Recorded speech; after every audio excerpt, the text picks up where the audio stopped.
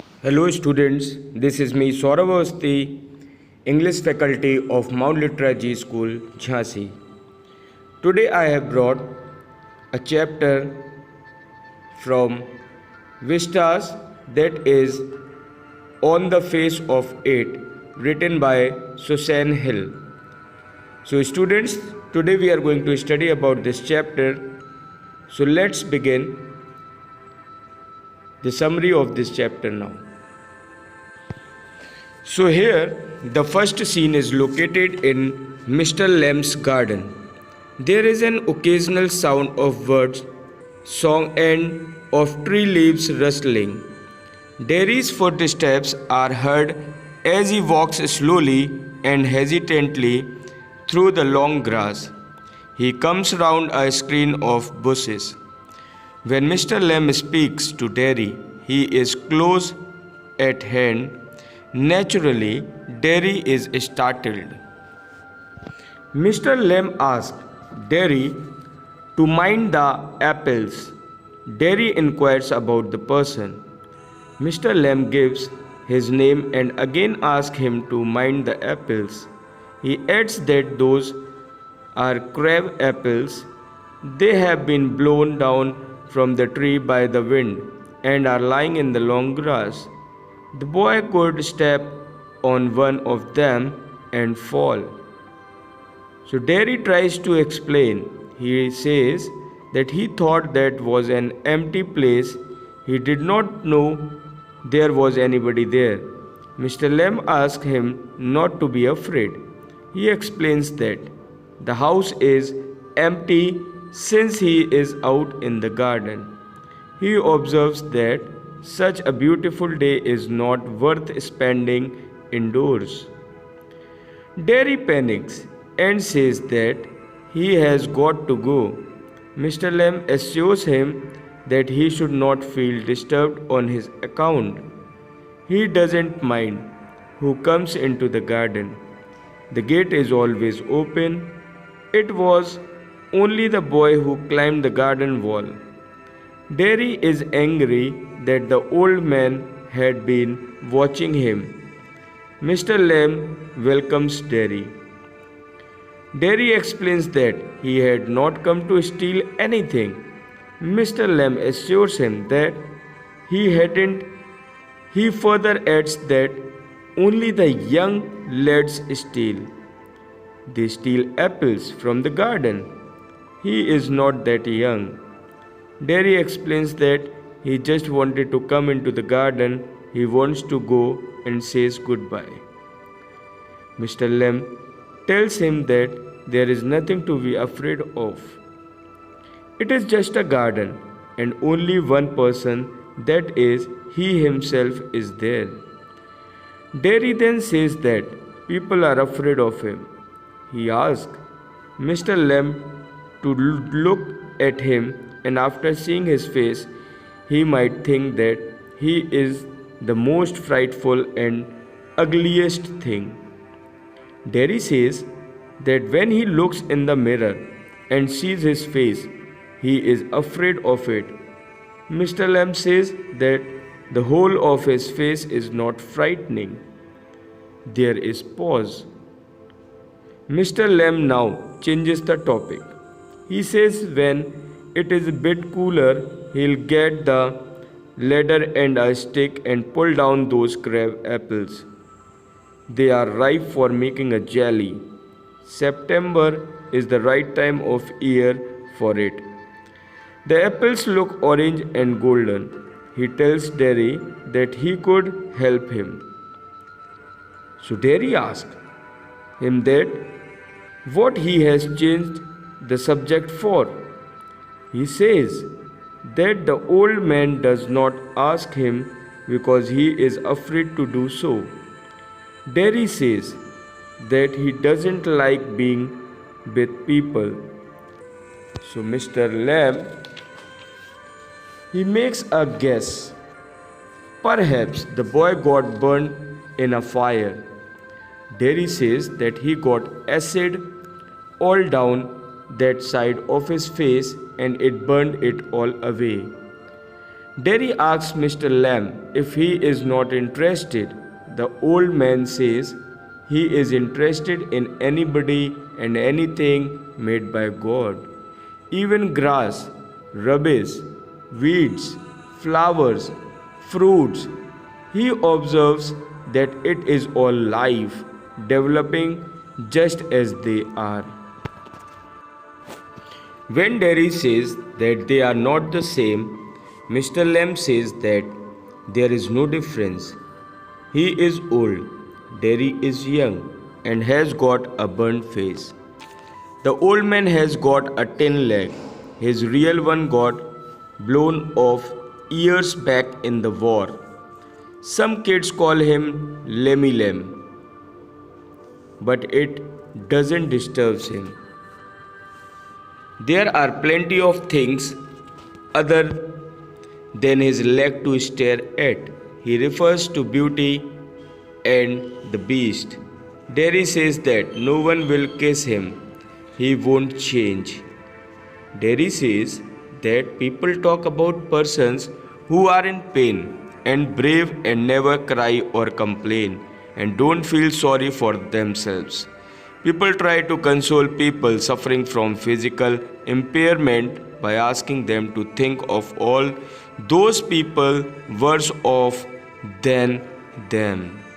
They might have been blinded or born deaf or have to live in a wheelchair or be insane and crippled. But all this will not change his face. Even totally strange persons call him terrible. Derry repeats that he doesn't like being near people, especially when they stare at him and when he sees them being afraid of him. Mr. Lamb then tells him the story of a man who was afraid of everything in the world. So he locked himself in his room and stayed in his bed. A picture fell off the wall onto his head and killed him. Derry says that the old man said peculiar things. Then he asks what he does all day. Mr. Lamb replies that he sits in the sun. He reads books.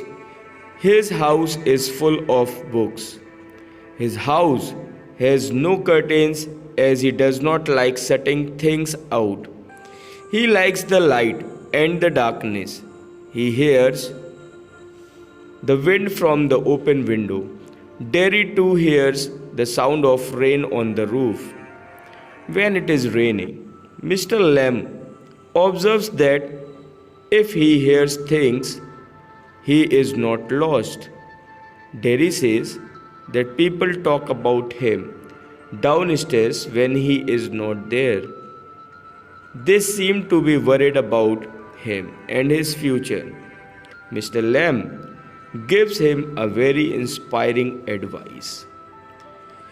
He will get on the way he wants like all the rest as he has all the God-given organs.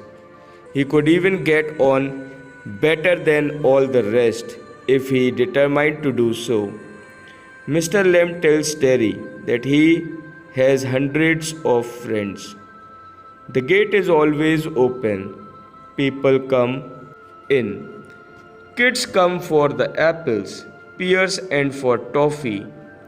He makes toffee with honey. Sometimes his friendship may be one-sided. Even if Derry might never see him again, Mr. Lamb would be still his friend. He tells Derry that hating others is bad. It harms more than any bottle of acid. Everything is the same, but everything is different. Derry's attitude shows a gradual change. He wants to come there again. He thinks that the other friends of Mr. Lamb might go away if he came. Mr. Lamb assures him that people are not afraid of him because he is not afraid of them. Derry wants to stay there, but he has to inform his mother where he is. His house is 3 miles away. Mr. Lamb asks him to run there and inform his mother. Derry asks the old man about the persons who come there. He thinks that nobody ever comes there. The old man is there all by himself and miserable. No one would know if he were alive or dead, and nobody cared. Derry says that he'll come back, then Derry runs off from there, and then he went to his home. So, this was the first scene of this story. Now, we are coming ahead to the second part, that means second scene of this story now. In the second scene, we see Derry and his mother. He informs his mother about the lame old man.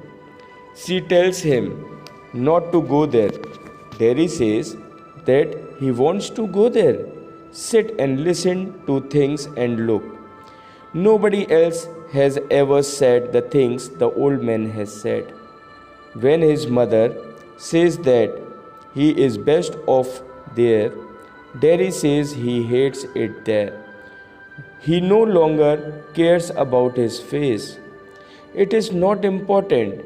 It's what he thinks, feels, sees, and hears, and find out that is important.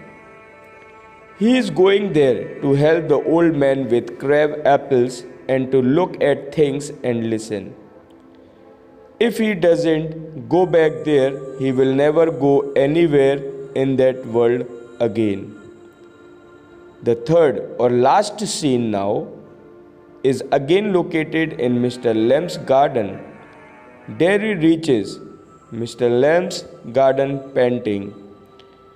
He finds Mr. Lamb lying on the grass with the ladder. Derry tells him that he has come back. Since Mr. Lamb fails to respond, Derry kneels by him and begins to weep. And here the story gets ended. The play has a very pathetic end because at last, when he reached over there, what he saw that Lemmy Lamb, that old man, have fallen down and just died. So now here Derry begins to weep, and weep. He kept on crying because he was sad and he lost that man, the one who gave him life and the reason to live.